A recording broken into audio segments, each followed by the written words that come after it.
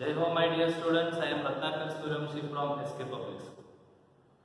Till the last class, we have completed the study of the first history chapter, that is the French Revolution. We have completed already. So today, let's start a new lesson in political science, that too first lesson. Then which is that lesson? Right? The lesson name is, what is democracy? What is democracy? What is democracy and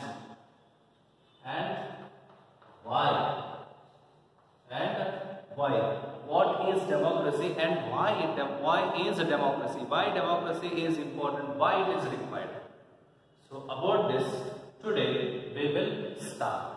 See, obviously since many years you are learning about democracy, correct? You have learned already about various definitions of democracy. Famous Abraham Lincoln's definition also you might be learned. Democracy is the type of government for the people, by the people and of the people. This is the famous definition given by Abraham Lincoln to the democracy. About this also you might be learned.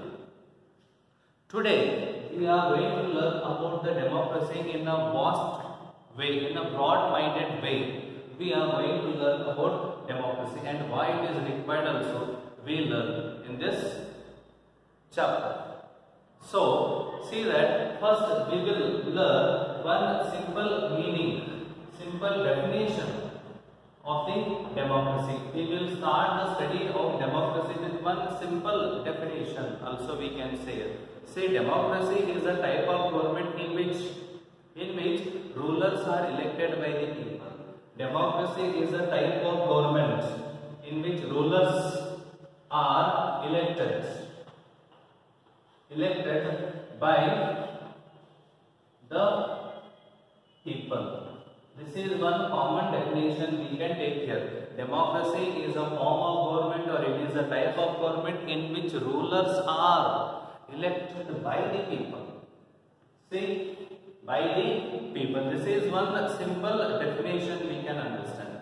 See that the military rule in Myanmar, present day also in Myanmar, military rule is there. Which rule? Myanmar, if we take, which rule is there I said? Which rule I said? Military rule is there. So, the military rule in Myanmar, the military head who is ruling the country, that military head or the commander of the military or the general of the military is not elected by the people.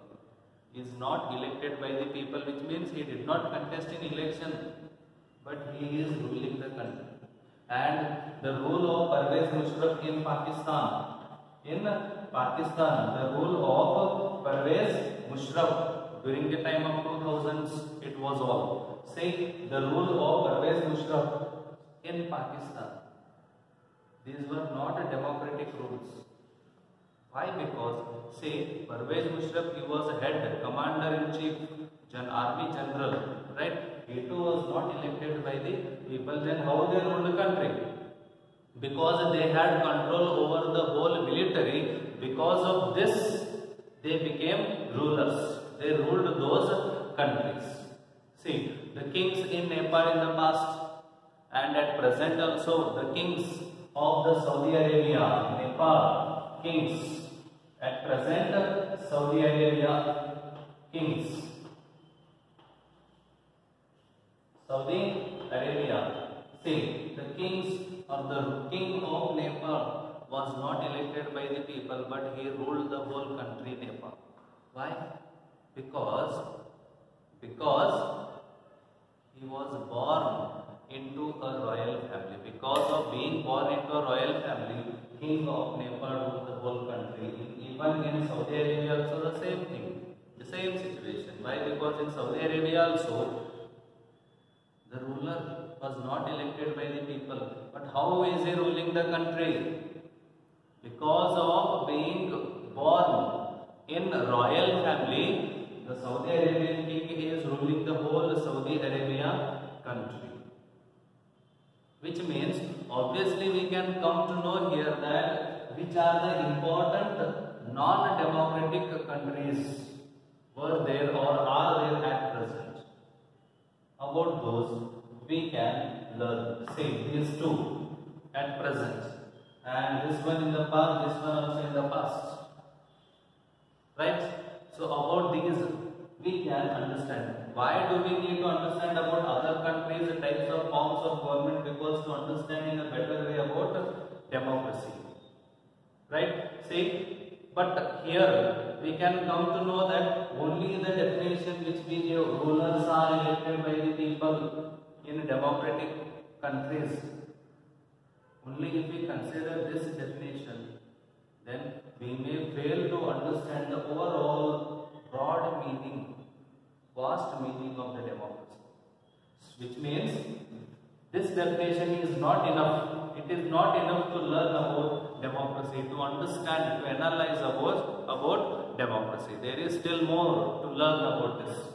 Why? Because say, important point is here only. As only if we consider in democratic countries rulers are elected by the people, then see at present in the modern world what is happening. See, almost all the countries in the world, they wanted to portray themselves. They wanted to portray themselves that they are independent, they are democratic countries.